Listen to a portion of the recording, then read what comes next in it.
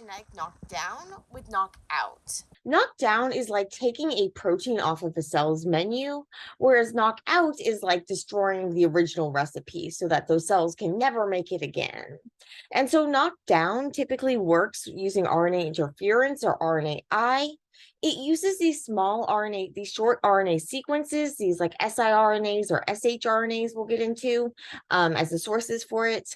And basically, this is going to guide destruction machinery at the messenger RNA, so at the recipe copies for making a protein, a specific protein to reduce the making of the protein.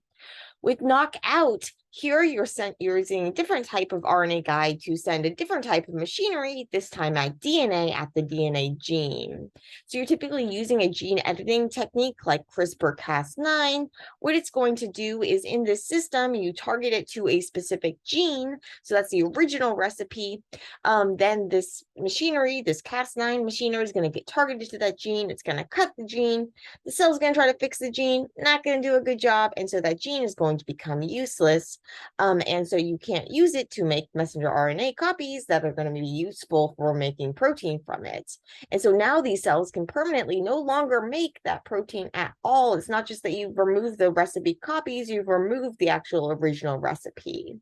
And so a knockout is going to be permanent and it's going to be complete, whereas a knockdown is going to be temporary. Once you stop giving them that siRNA or that shRNA, they're going to be able to make more.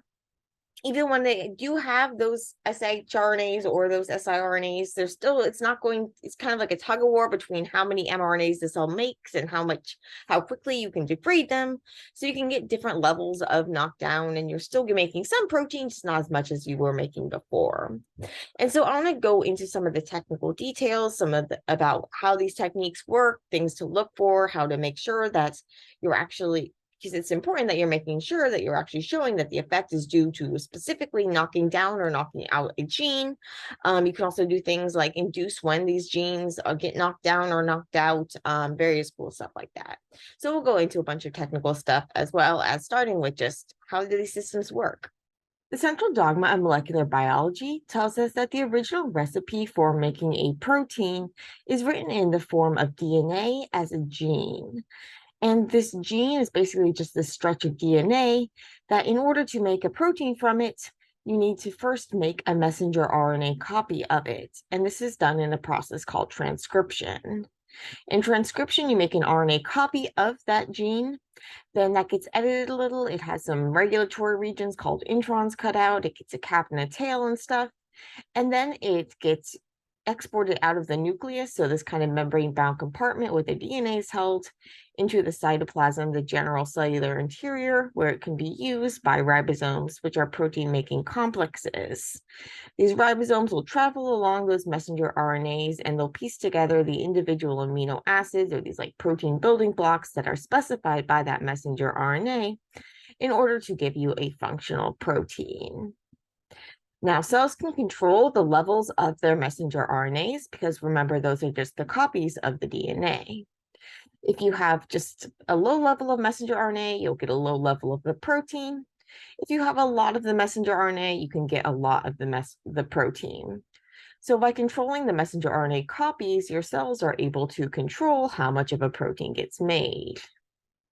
In the lab, we can do something similar where we can mess with the number of messenger RNAs by using genetic knockdown. So knockdown, as we'll see, is going to use RNA interference or RNAi, which is going to basically use these short sequences, which can be from siRNAs or shRNAs, as we'll talk about, that are going to then target those specific sequences in messenger RNA and send destruction machinery their way, this like Argonaut or AGO protein, and then cause that messenger RNA to get degraded. Now, that was one way, but what if we actually block the actual making of the messenger RNA in the first place, rather than just keep reducing it as it's getting made? Well, this is the strategy with genetic knockout. So with genetic knockout, you're actually going and you're targeting that actual gene, so you can't even make more copies of the messenger RNA. And so how you do this is using some sort of gene editing technique like CRISPR-Cas9, Basically, you're going to send destruction machinery at the gene instead of sending destruction machinery at the messenger RNA. And now you're going to make permanent changes that are going to permanently disable the cell's ability to actually make messenger RNA for that specific protein. And as we'll get into, there's a variety of technical caveats with these methods. Typically, how this works is you make this cut in the gene, and then the cell tries to fix it, and it fixes it badly. And so you get this knockout. But you have to make sure that you're actually getting the gene knocked out. So sometimes you have to design multiple guides, so target multiple places in the gene in order to really show it's getting knocked out. And you have to make sure you don't have off-target effects, so you're not cutting places you don't want to cut and then thinking the effect is coming from one gene, but it's coming from another gene. So we'll get into some of these technical details. But basically, you're making a cut in the gene, the cell tries to fix it, it does so badly, and then you mess with that basically the cells can't make the protein anymore. I'm going to talk mostly in terms of proteins, but it's also important to note that not all genes actually have instructions for making proteins, and some make functional RNAs. So things that function at the level of the RNA, so they go through transcription to make RNA copies, but then those RNA copies are actually going to do things on their own. And so you can use knockout in order to target those copies, the making of those copies, but then you're not messing with protein production because those RNAs were never used for protein. But normally we're talking about messenger RNAs and making proteins, so that's what we're going to stick with for these examples. Let's start by going into knockdown in a little more detail. So I actually studied RNA interference in grad school. And so I studied a branch we'll talk about, which is like microRNA, which we will talk about in just the sense of saying that's not what we're going to be dealing with when we're dealing with this sort of RNAi used as a tool in the lab. Instead, what we're going to be dealing with is siRNA and shRNA, typically, and I'll get into that in a minute. But all of these techniques rely on this protein argonaut, or AGO, which uses a small RNA. So these are about 20 nucleotides long.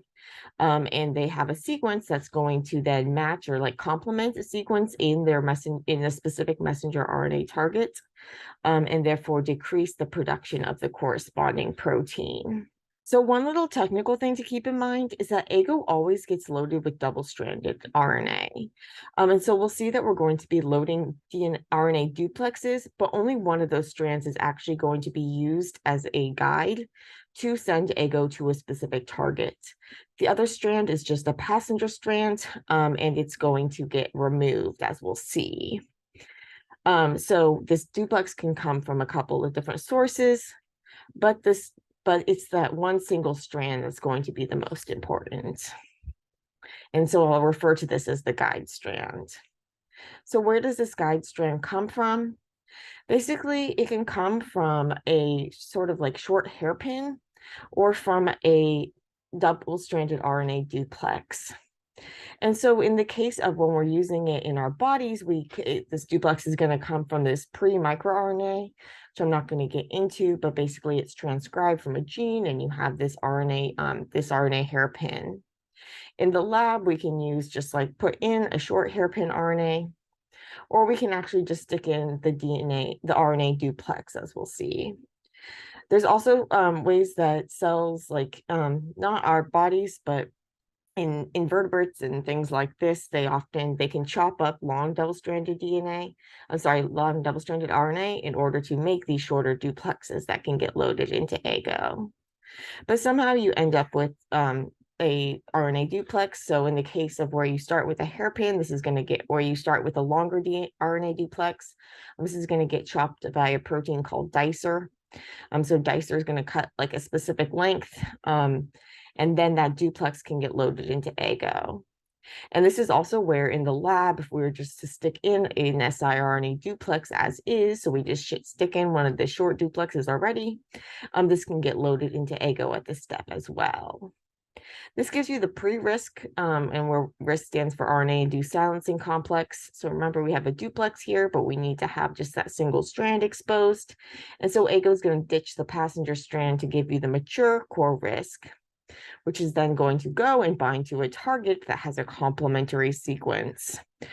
So by complementary, it's like basically the whole like ADU and G to C thing. So it's not technically like matching in terms of it's not identical, but it's complementary.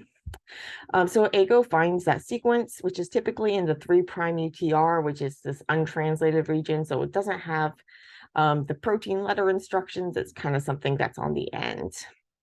Now, what we're dealing with in the lab when we're doing RNAi is that the target and the guide are going to be perfectly complementary, or at least most for the significant length of the sequence. This is going to be good because it's going to give us higher specificity. So the longer your sequence, it's kind of like trying to guess a longer password. There's going to be less ways that you can accidentally like randomly guess. Someone could randomly guess it.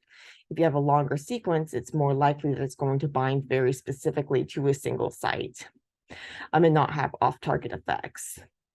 What's also good about having this full complementarity is that it's going to cause AGO to actually be able to slice it. Slight caveat that we're talking about AGO2 here. So the other Argonaut, we have other Argonaut proteins in our bodies that can't actually slice, but our main Argonaut AGO, it can slice, which basically means it's going to cut at the specific site, like across from nucleotides 10 and 11 from the guide. But basically, it's going to then cut this RNA, expose these unprotected ends that can then be chewed away by exonucleases. So you degrade that messenger RNA and it can't be used to make protein. So you get this target repression, you get the reduction in the production of the protein. Now, I'm just going to mention this, but this isn't what we're dealing with in the lab usually. In our cells, we use microRNAs, which are only partially complementary. And basically what happens when a microRNA binds to a site is that it's going to recruit cofactors. So these can't get sliced, but AGO can call in helpers. So it binds to the scaffolding protein GW182, and it brings in decapping and dedenylation complexes. And so basically, instead of cutting in the middle, it's going to take off the protective ends, caps from the ends, which can then be so that the RNA is naked and can get degraded. And translation can get repressed and all of these things. So that's the microRNA pathway, which we're not going to talk about. We're going to focus on this siRNA pathway. But do note that in our bodies, we use this microRNA extensively to control production of various genes. And since you're using shorter sequences in order to specify the product, like the targeting, because it's not a full complementary, you can actually do a lot of really cool stuff like combinatorial things where your body can be controlling the expression of multiple genes at the same time, have multiple binding sites in the same messenger RNA, all this cool stuff. And so lots more on microRNA and other aspects of RNA interference on my blog and in past posts, because as I said, I studied this process in grad school. I'm not working on it now, but I still have interest in RNAi. And so, yeah. But basically, we have this system where we have somehow we get a guide. And we get this guide sequence that's going to then match to the target. This is going to direct AGO there. AGO is going to cut the target, and you get the target be chewed away, producing the ability so that the ribosomes can't use that messenger RNA in order to make protein, and so you get less of the protein produced. So how do we get this guide RNA? So remember, we have to somehow get one of those short RNA duplexes. So we can stick this duplex in as is, and we call this an siRNA duplex. So this is a small interfering RNA where you have this short duplex. When I say short, it's about like 22 nucleotides long, each strand. The other way is to do a short hairpin RNA. So this would be an shRNA. And so this shRNA can basically be then processed by that protein dicer. So dicer is going to cut it. And then this is going to basically give you an siRNA duplex that can get loaded into AGO. So it's kind of one step removed. One benefit about doing this one step remove strategy is that what you can actually do is you can get cells to make this. So because it's a single strand, you can get them to make this single strand that can fold over, Whereas you can't really get them to make these two strands and have these two strands find each other inside the cell. And so what you want to do is you're actually going to transcribe this shRNA hairpin inside the cell. Well, you can also just transfect it in. So transfection is basically just where we stick something into a cell. We stick genetic information into a cell. There are different ways that we can do this. We can do this with like lipids and things like this, or we can use electricity. We can also use transduction. This is often used, we use like a lentivirus or something like this in order to deliver the genetic information. So we give the cells the genetic information they need in order to actually make this shRNA themselves. Now we can do this in a couple ways. We can basically give them a plasmid, which is a circular piece of DNA that's going to basically allow these cells to transiently make this. So they'll make it for a while, but then this plasmid is going to get like diluted out and things like this. It's not permanent, it's not long term, and so they're going to stop making this. And then you're going to stop getting your knockdown. Unless you keep giving that shRNA, you keep giving that plasmid. If you want a longer term knockdown, you can stably integrate that into the genome so that the cells are always going to keep making that shRNA. Now, it's still only a knockdown because you're not messing with the actual gene. So these cells are going to keep making the messenger RNA. And so now it's just kind of like a tug of war between how much you can make and how fast you're degrading it. And we'll also see that you can do sort of inducible things where you can kind of control the level of that gets made. But first of all, I want to say like, okay, well, how do you get this like integration? When we talk about transfection, especially in mammalian cells, we can often talk about transient versus stable transfection. With transient transfection, that's going to be our like medium term thing where we're kind of getting the gene expressed from a plasmid. And then as those cells divide, it's going to get diluted out. If we have stable transfection, that's where we're integrating into the genome. So it's going to, every time the cell divides, it's going to pass down the instructions for making that shRNA to the daughter cells, say. This can be done using either like a viral method where you have a viral virus that can integrate into the genome, or basically just there's a low frequency event where when you stick DNA into cells, sometimes it can get integrated thanks to like homologous recombination and stuff. And so there are various ways where you can grow a lot of cells and you can select for the ones that actually have integrated the gene into the plasmid, or the sequence into their genome, using selectable markers like antibiotics and things like this. And so I'm not getting into that here, but basically know that that would be the stable transfection is going to give you that like permanent long-term effect. But again, this is a permanent long-term effect affecting the messenger RNA and not affecting the gene. So it's still a knockdown, not a knockout. When you're doing one of these knockdowns, you need to validate it, such as by Western blot. So Western blot's basically where you're testing for the presence of a specific protein, much more in other posts. So I'm not going to get into it here, other than to note that when you see a band, this is basically showing you that the protein's there. And when the band is lighter, there's less of the protein. And when the band is fully gone, there's not any of the protein. And so you can see that if you use lock down something, you can get reduced levels. And based on how much of the shRNA you're making, you can reduce the levels even further. So how this paper is actually like controlling the levels is they're using this inducible expression system that's based on this like tet-on system.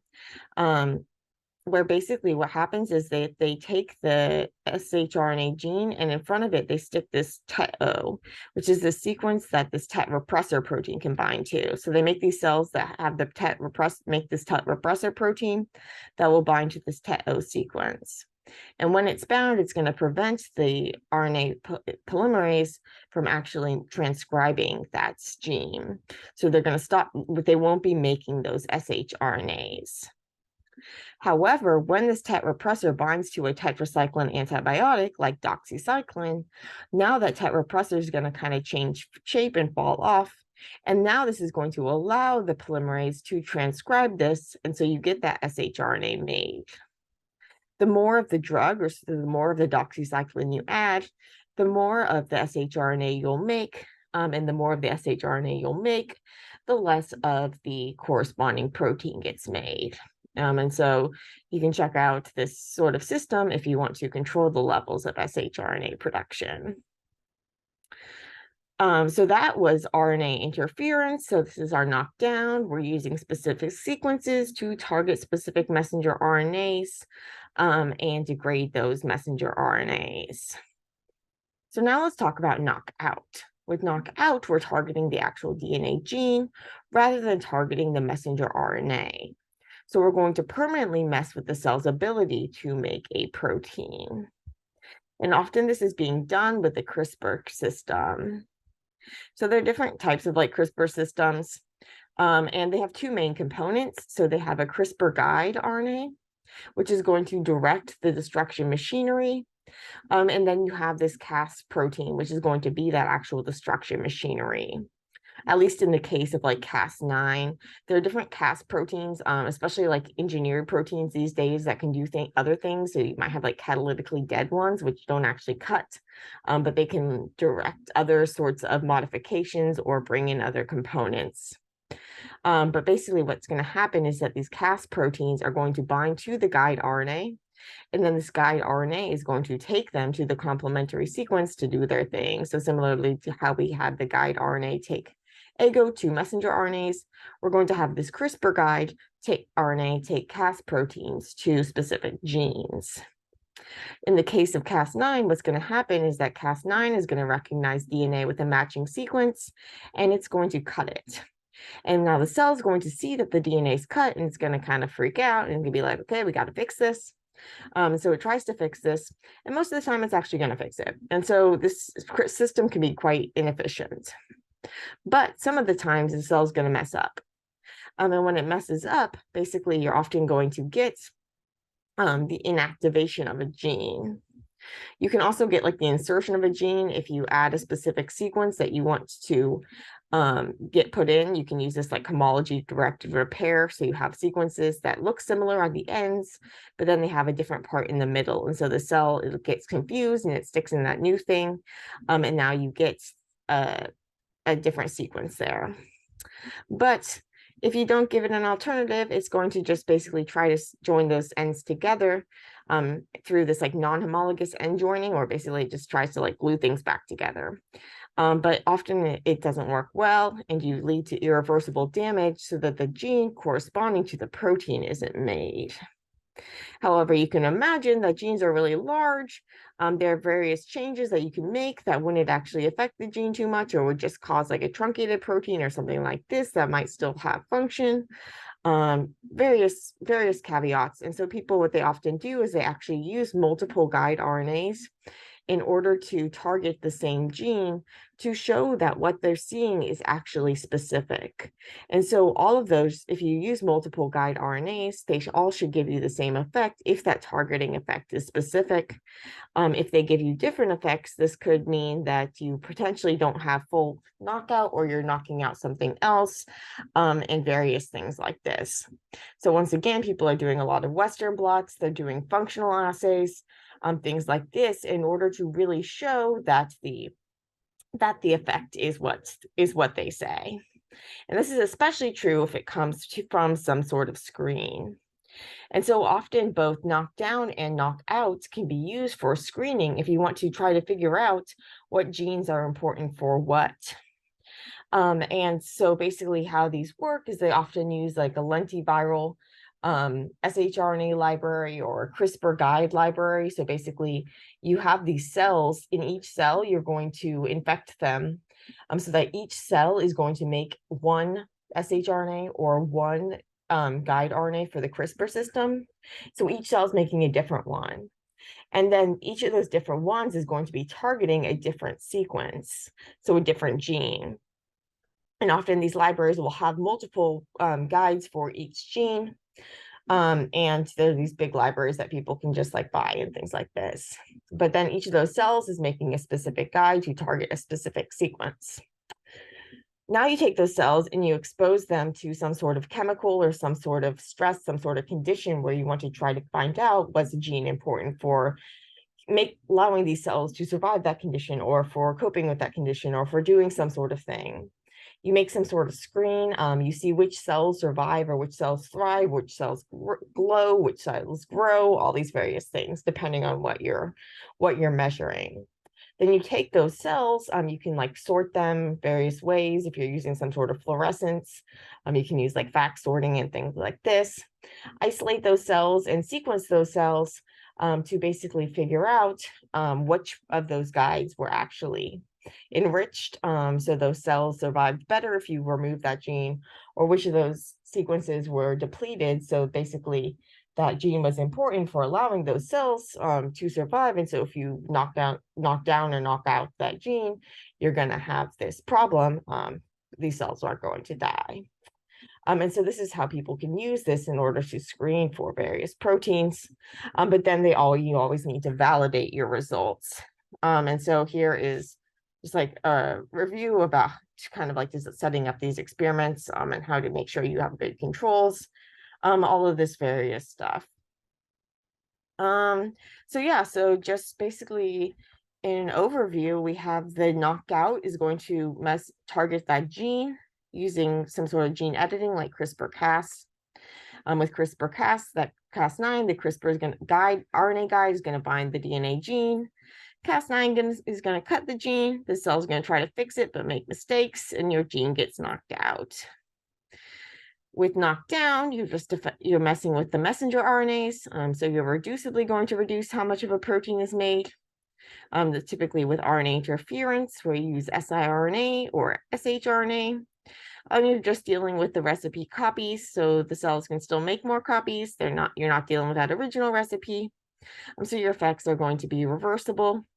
But basically you're going to use guide RNA to target Argonauts to a messenger RNA for a protein of interest. Argonaut's going to cut that sequence, and then exonucleases, or these RNA chewers, are going to take over and chew their sequence up so it can't be used. A couple last notes. So recombination strategies. So we talked a little about recombination in the case of the Cas protein, how if you give it a different sequence, it can kind of recombine those sequences. Recombination strategies can also be used to conditionally knock in or knock out genes by controlling when and where a needed recombinase is made. And so I should mention knock in is basically where you get these cells to make a protein that they wouldn't normally make, say, whereas knock out is when you're removing their ability to make that. You can use various forms of genetic engineering in order to kind of make it so that you bookend a gene of interest that you want knocked in or knocked out with these recombination sites. There are these different proteins called recombinases, where basically what they can do is they can find these like pairs of these recombination sites that they recognize and kind of swap the position of them. So kind of this can like invert them or translocate them. So like move things or excise things. So remove things, invert things, basically lots of different, depending on how these are arranged, you can get it so a cell goes from making one protein to making another protein, or it goes from making a protein to not making a protein, and various things like this. But hopefully this helped you understand the difference between knockout and knockdown, as well as some of the technical things that go into these sorts of experiments in the lab, and why what you should be looking for when you read papers with these. Make sure that they have those controls and things like this. Hope this helped.